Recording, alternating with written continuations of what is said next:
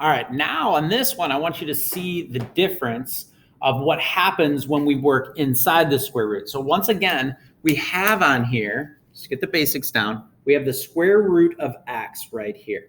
So over 1 up 1, over 4 up 2, over 9 up 3. But what we got to understand right now is when we modify inside, watch what happens. It's not a vertically pulling, like stretching, or vertically compressing, even though it kind of looks like that's what's happening. From a graph, you got to think about the pressure coming from right to left. So this red one right here, look what this happens. Normally when I put in a 1, I get the square root of 1 out. Well, it's not doubling what I normally get as output. That would be 2 on the outside and root x on the inside. If I put a 1 in here, the 2 is making it root 2. So this 2, which normally when I put in a 2, I get root 2, now I'm getting 2. So I'm actually getting, what you got to think about these points moving this way. So I'm going to watch this point right here. So if you look at where my pen is, this is hard to explain, so I'm going to take some time here. Instead of going over 4 up 2, I only have to go over 2 up 2. Because what I'm essentially doing by putting the 2 on the inside is I'm making my input larger. So that 2 is really coming out as if it was a 4 because it's doubled before it gets to the output place. So this point is pushed that way. This point right here is pushed that way.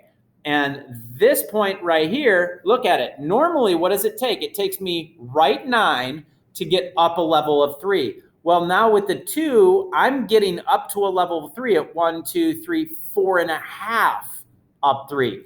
So on the horizontal one, you don't want to think about it as coming up this way. You want to think about the points moving right to left.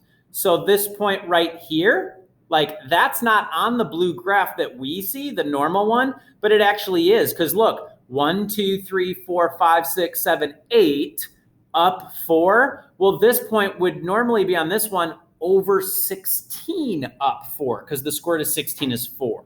So that's why this is from this direction compressed. That's why it's called a compression and not a stretch. All right, it shouldn't take me as long to talk through the green one because it's having the opposite effect. If I put in 1/2 inside now, just think about this. Now when I put in a 4, I like here, I'm used to getting a 2 out. Well, I'm only getting a root 2 out. So I'm not getting a big enough value. So what's happening is, look at this. It takes me 1, 2, 3, 4, 5, 6, 7, 8, 9 to get up here. Okay? So this one, actually, hold on. That should have been at 8. That should be right here. That's my bad. It should be 8 because it's twice as much. So 1 is up 1/2. 1, 2, 3, 4 is up to normally, but now it's going to take me 1, 2, 3, 4, 5, 6, 7, 8 to go up 2. So this point has been pulled or stretched horizontally to that point right there. And if we look back at the table, that makes sense. Sorry that I put this in the wrong spot there. It was at 9, 2. It's supposed to be at 8, 2.